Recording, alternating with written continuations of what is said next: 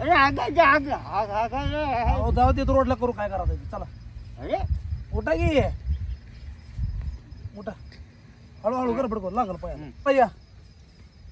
या की, अरे उठा उठा जा बाबा. उठा, 2 मिनिटं ऐका जावा. उठा इकडे. अरे आगायचं आहे. अहो असू दे की, चला 2 मिनिटं.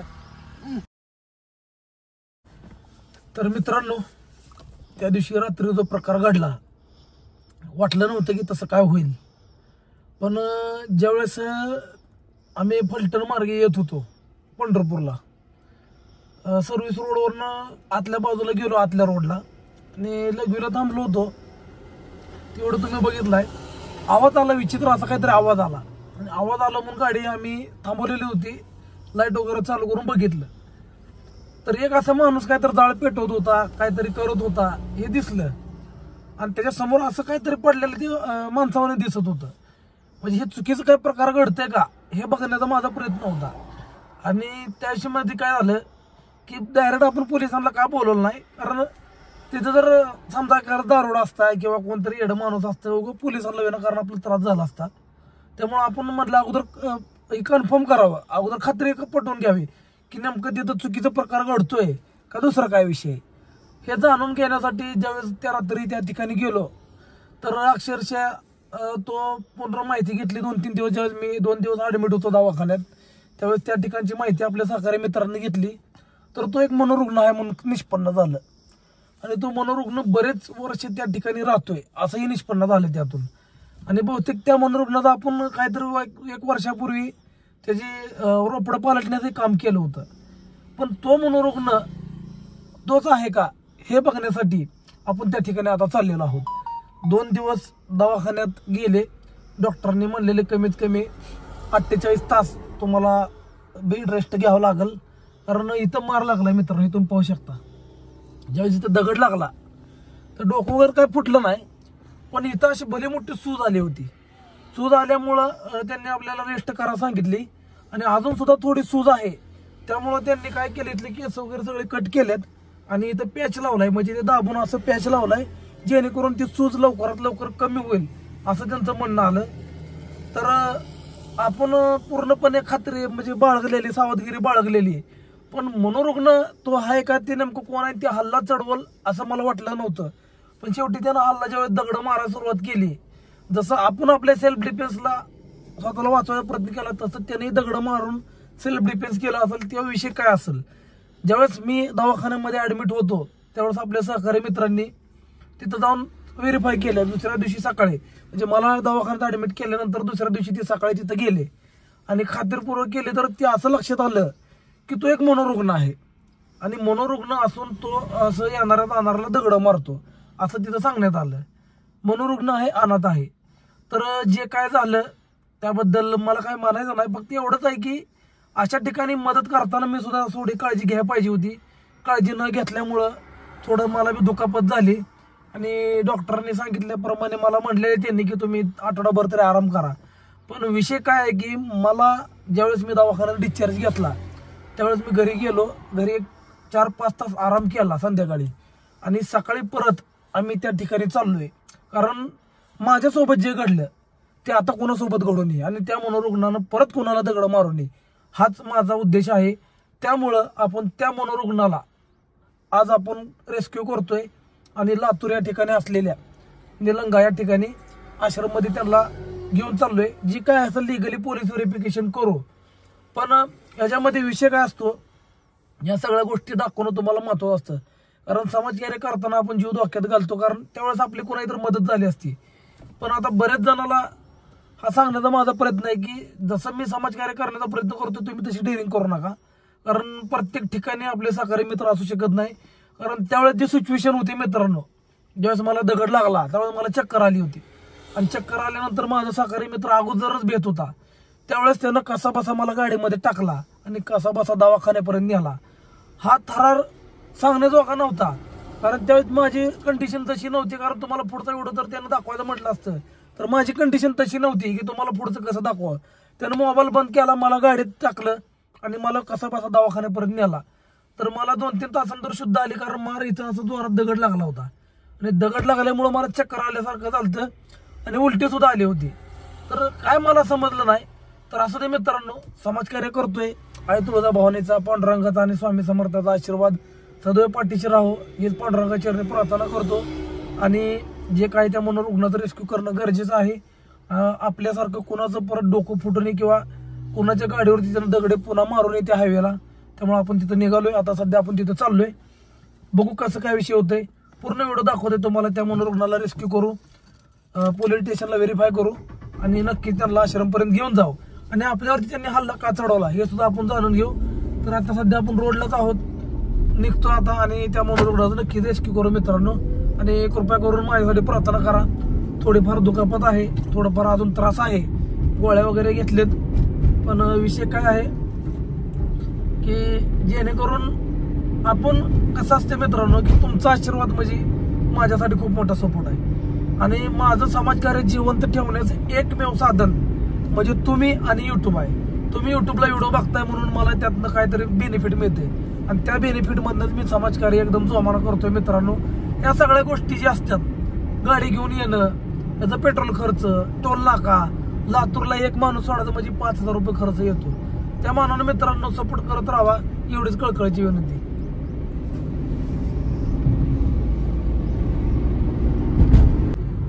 तर मित्रांनो लोकेशनला येऊन पोहोचलोय आपण. ते पुन्हा एकदा तुम्हाला लोकेशन मी दाखवतोय आणि ऍक्युरेट तुम्हाला माहिती सांगतो की लोकेशन नेमकं कुठलं आहे. याच ठिकाणी आपल्यासोबत त्या रात्री जीव घ्यायला हल्ला आपल्याला त्या माणसाने केला होता. हेच ठिकाण ते आहे.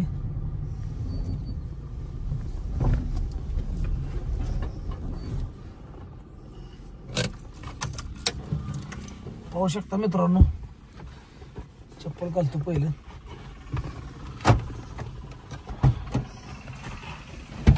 तर मित्रांनो हेच ते लोकेशन आहे. तर हे लोकेशन आहे फलटण हायवे. तर नेमकं हे लोकेशन आहे माळशिरस मधलं. स्मशानभूमी ह्या बाजूला आणि स्मशानभूमीच्या समोरच्या बाजूला तो व्यक्ती राहतो. त्यानं 2 दिवसापूर्वी रात्री आपल्या ह्या ठिकाणी हल्ला केला होता. आपण ज्यावेळेस इथं मी लगेच थांबलो होतो आम्ही, त्यावेळेस आवाज आला होता म्हणून आपण बघण्याचा प्रयत्न केला की काय विषय आहे. आणि तो व्हिडिओ तुम्ही पाहिला, त्यामुळे जास्त काय तुम्हाला सांगायची गरज नाही. पण हल्ला चढवणारा व्यक्ती कोण आहे हे आता मी तुम्हाला दाखवणार आहे. आमच्या सहकारी मित्रांना तर 2 दिवसापूर्वी त्याची माहिती घेतली ज्या दिवशी त्यानं हल्ला चढवला. पण आता गरज आहे त्या माणसाचं रियालिटी बघायची आणि काय विषय ते बघा. तर चला, हेच ते ठिकाण होतं मित्रांनो. पाहू शकतो तुम्ही, सेम हेच ठिकाण आहे ते. ह्याच ठिकाणी तो विषय झालेला आहे.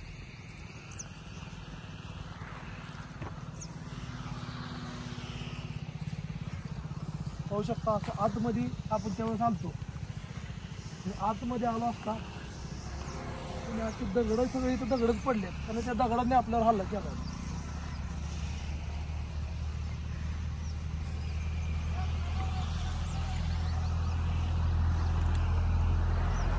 सेम हे ठिकाण आहे त्यांचं राहायचं. पाहू शकता ते झाडच आहे.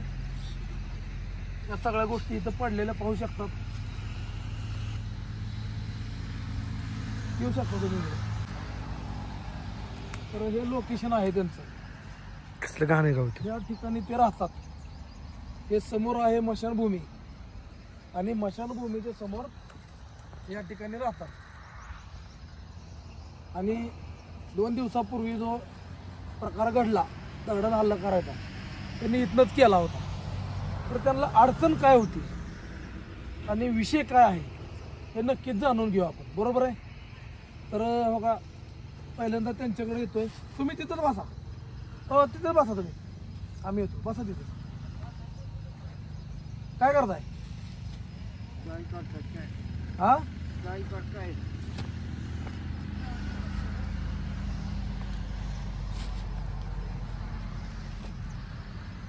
मारल बिरल ती ठेवा साईडला. नाही काय करत नाही. ऐका 2 मिनिटं आहे. ते काढा तोडत चुकीचं दिसते. या तुम्ही जवळ नाही काय करत ते आता. हो मला भीती वाटते नाही काय करत नाही आता. ते शांत झाले, सायलेंट आहे. हळूहळू दगड आहे सगळे इथं. सायलेंट आहे आता, काय अडचण नाही. सर्वप्रथम तुमचं नाव सांगा. आमचं नाव ब्रह्मश्री आहे.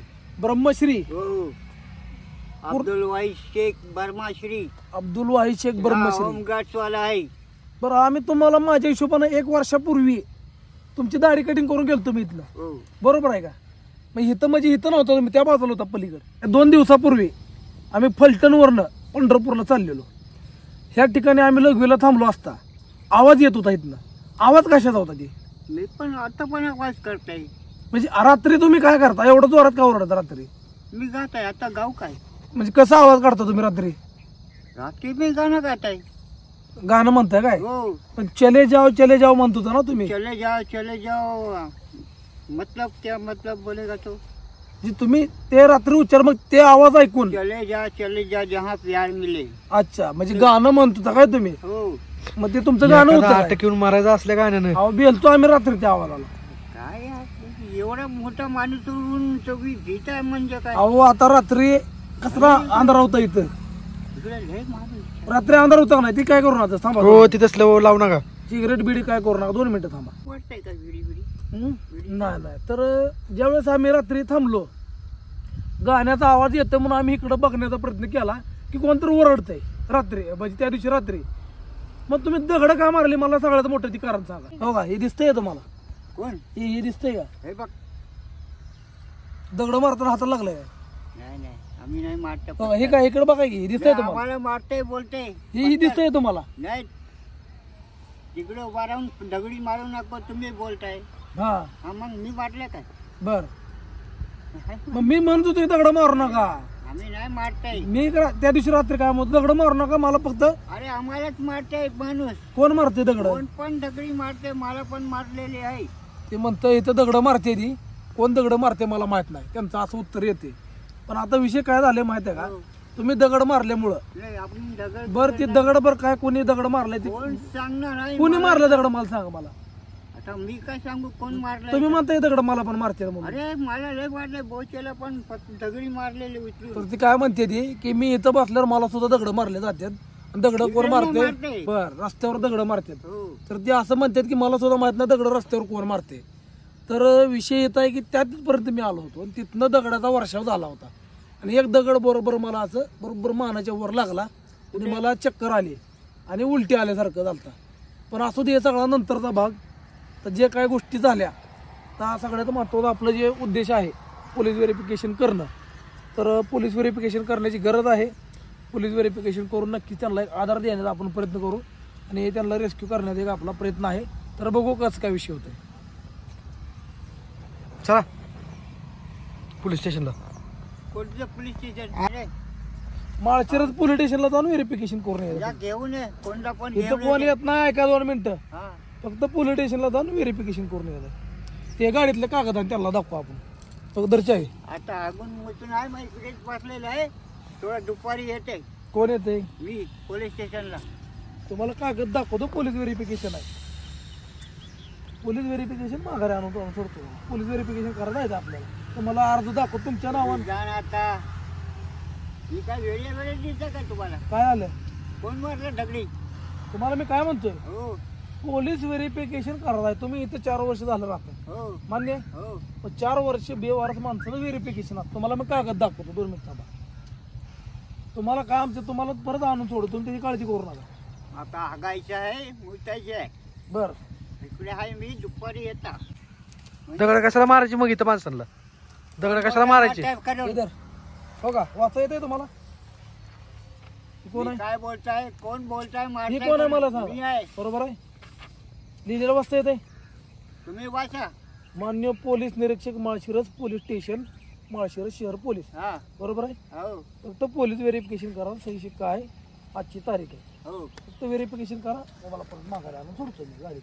तुम्ही जा आणि पोलीसला घेऊन ये. इथं कोण येत नसतंय. इथं गाणीत माझं पोलीस येणार आता आहे. आम्ही हागायच्या आता उठलो मी.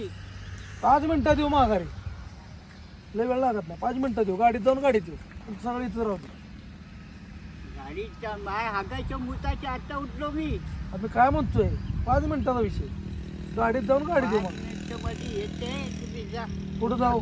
कोणला घेऊन येते घेऊन ये. अहो पोलीस इथे येत असते बाई. जा आहे का? ना असलं तर जा. काय म्हणताय? क्या बोलेगा? काय झाले? काय म्हणताय?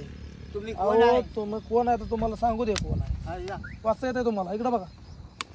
तुम्ही जा, मी माणसं दाखवू काय? वाचा येते तुम्हाला? आम्ही दाखवू काय तुमच्या? काय दाखवत आहे?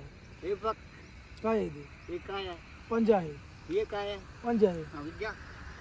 ऐका मी काय सांगतो ती, हो काका गोडी सांगतो तुम्हाला. हो हो. पोलीस व्हेरिफिकेशन करा, माघारी मी या. आता चाय बी पित चाय हॉटेलमध्ये पिऊ, चला चला जा जा. हॉटेलमध्ये पिऊ चाय, चला चल. हॉटेलमध्ये चाय पिऊ, काय अडचण नाही, चला. चल, चल. ऐका की राव, आम्ही काय वेडे आहे? मला गोडी सांगतो तुम्ही फायदा घ्यायला लागलाय माझा. चला हल. काय झालंय? आम्ही इकडे जाते. तुम्ही कुठं राहता तिथं राहा. हो. चला चला उठा, चला चला, चाय करून येते. हॉटेलमध्ये पिऊ चाय, इथलं चाय पिऊ नका. कसलं घाण जरा पाणी प्यायला जावं. हा घेऊन ये पोलीसला इकडे. हाय करून ती तसलं घाण करू नका राव. ती कसलं पाणी आहे ती? पाणी आहे, पिते पियाचे पाणी आहे. जा पोलीसला घेऊन ये. कोणता घेऊन येते घेऊन ये जा. तर मग ऐकायची मानसिकता नाहीये. तुला काय करायचं कर, कोणाला घेऊन यायचं घेऊन ये, अशी त्यांची उग्र भाषा यायला सुरुवात झाली आणि नक्कीच मनोरुग्ण हे निष्पन्न होते. तर त्यांना आता रेस्क्यू करायची खरंच गरज आहे. जे काय करता येईल ते. काय भांगड करू नको, जा बडबड करू नको बोलताय. बर ठीक आहे, त्यांची तुम्ही भाषा बघू शकता. बघा हो. हे आम्ही कोणला वार्ता नाही करताय. जा. बर कशाला घाणीतलं काय बी खायला लागलाय राव? भजी खाताय. रोडला पडले असं घाणीत. तर पिशवी भरलेली भजी आहे. आवड झालं फोल्ड होईल असं वाटत नाही मला.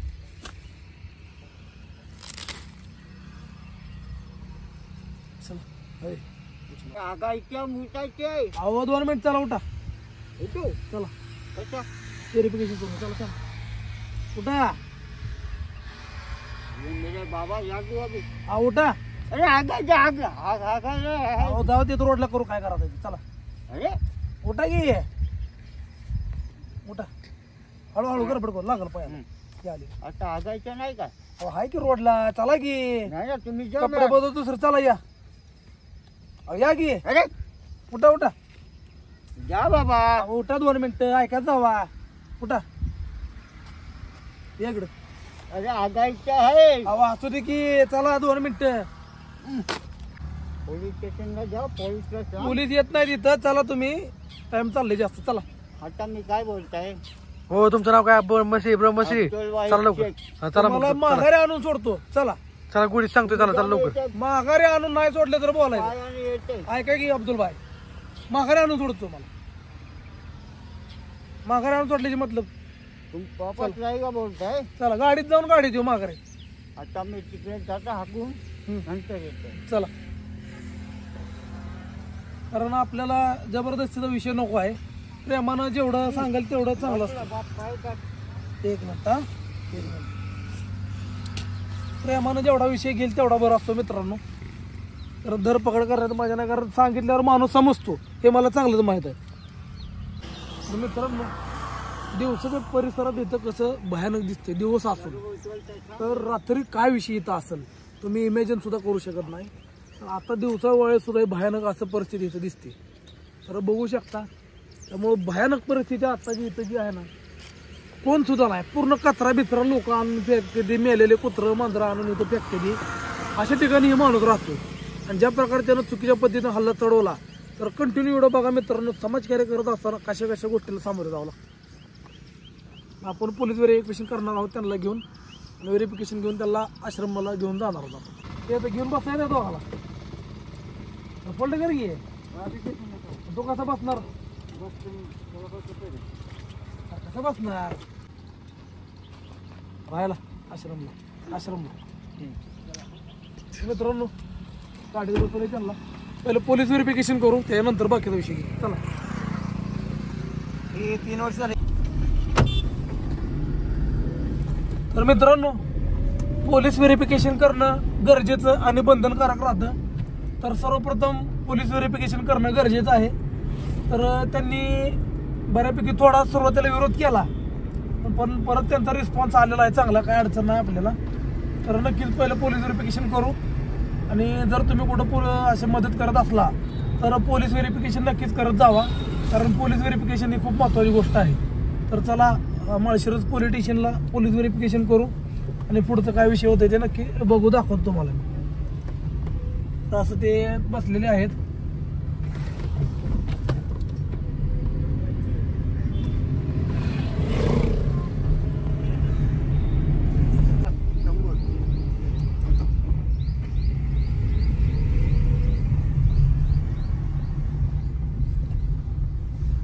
वाहन पार्किंग, गाडी तिकडे घेऊ का? पोलीस स्टेशन गाडी घ्या तिकडेच, कारण तर काय माहिती आहे आता लेफ्ट ला लाव, राइट में ले, हे का? हाँ ये पुलिस स्टेशन है इधर, अंदर ले. शहर मध्ये अभियंता कक्ष. मेरा तो करे बाय तू उतरत पहिले बाय. आलो बसा 2 मिनिटं.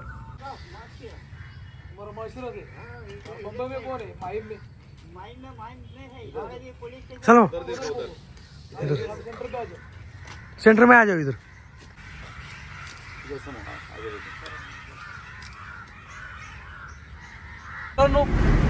पोलीस व्हेरिफिकेशन झालेलं आहे आणि आपण त्यांना घेऊन डायरेक्ट निलंगा या ठिकाणी जायसाठी निघालेलो आहोत. तर प्रवास आहे 230 किलोमीटरचा. 230 किलोमीटरच्या प्रवासामध्ये गाडीने पेट्रोल असेल, टोल असेल, या सगळ्या गोष्टीची पूर्तता करत आपल्याला त्या ठिकाणापर्यंत पोहोचत आहे. तर प्रत्येक गोष्टीचे अपडेट मी तुम्हाला देत राहील आणि ब्रह्मश्री अब्दुलबाई यांना माणूस म्हणून एक हात मदतीचा देण्याचा एक प्रयत्न कसा वाटला ते सांगा. कारण एवढं सगळं होऊन सुद्धा आपल्या मनात नेमकी एक प्रेमच आहे. प्रेमाव्यतिरिक्त आपल्या मनात काहीच नाही आहे आणि अशा माणसाला नक्कीच आपण मदत करतोय. आम्हाला गर्व आहे की पांडुरंगात आश्रम माझ्यासोबत आहे. मित्रांनो नक्की त्यांना आपण आश्रमला घेऊन चाललोय आणि जे काय पुढचं अपडेट आहे तुम्हाला देत राहू. चॅनलला नवीन असाल तर मित्रांनो चॅनल कृपया करून सबस्क्राईब करून द्या.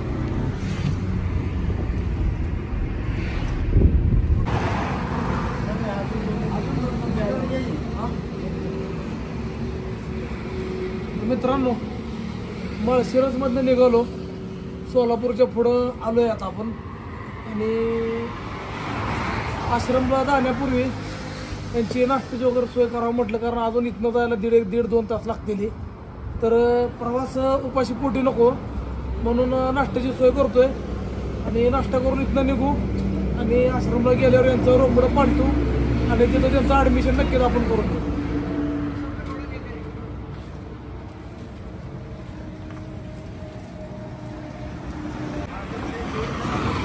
चला मित्रांनो, आता 4 नाश्ता त्यांचा झालेला आहे. नॉनस्टॉप आता निलंगा. पेट्रोल भरावं लागेल गाडीत आणि 2-3 टोल अजून राहिलेले आहेत. तर टोल भरू, पेट्रोल भरू आणि डायरेक्ट निलंग्याला.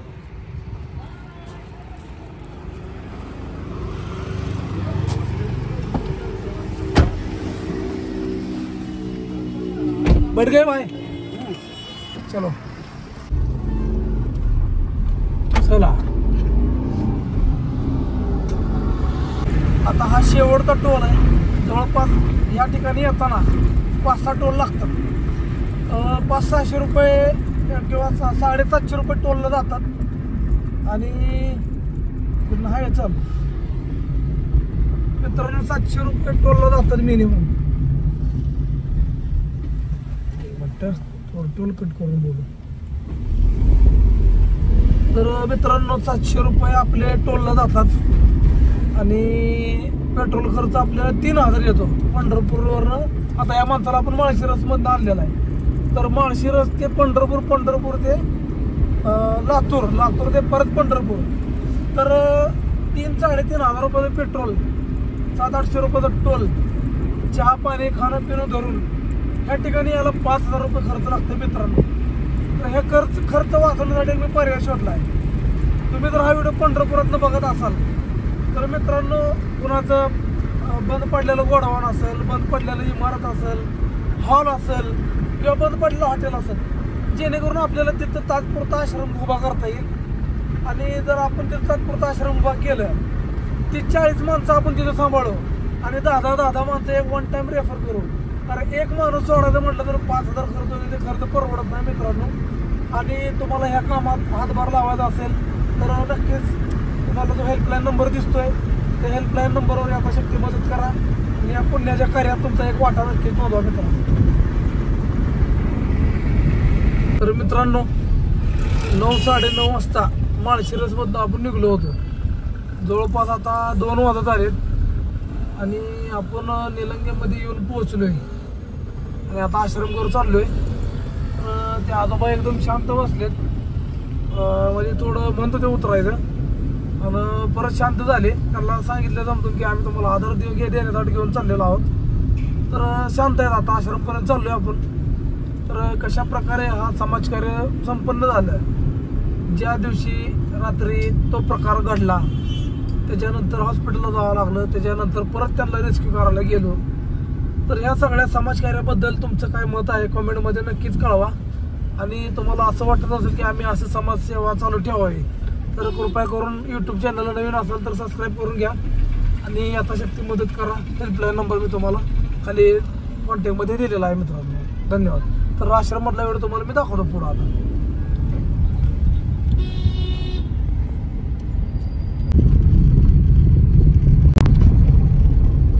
मित्रांनो आश्रम आलेला आहे. अशा प्रकारे पाहू शकता तुम्ही. या ठिकाणी आपण येऊन पोहोचलोय आश्रमपर्यंत. लय बरं वाटलं. लय मोठा प्रवास झाला मित्रांनो. पंढरपूर, माळशिरस, पुन्हा लातूर, निलंगा. प्रवास थोडा मोठा झाला. तर 2 मिनिटं आजोबाला अगोदर खाली उतरू. आपले सहकारी मित्र आजोबाला खाली उतरवते. सांगितलं अगोदर म्हणलेले. चलो चलो. तर चला पहिला आता स्वच्छता करण्याची गरज आहे. ही स्वच्छता करू. दाढी कटिंग असेल, नवीन कपडे असेल, या सगळ्या गोष्टीची पूर्तता करूया आपण.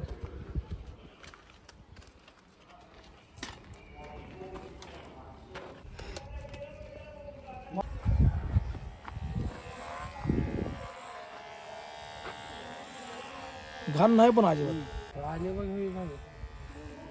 अरे कोणाला नाही काय, दादाची कोणाला नाही काय, पाणी आणायला कोणाला नाही काय सांग.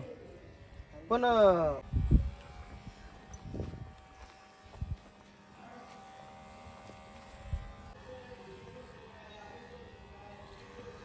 हेच मशीन आहे ना आपल्याकडे. पण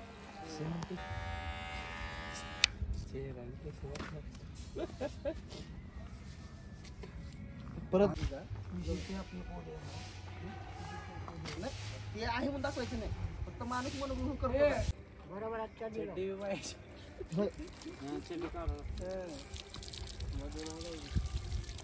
साबण लाव.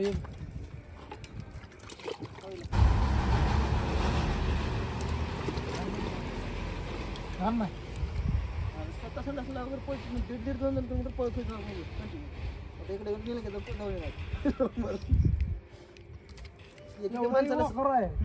2 ते 3 किलोमीटर फिरण्याचे माणसाला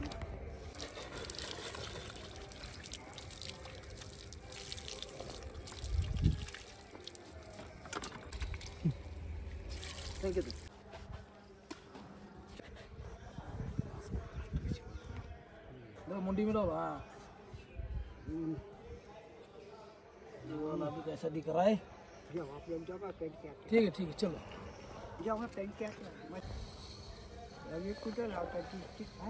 लिपस्टिक पाहिजे.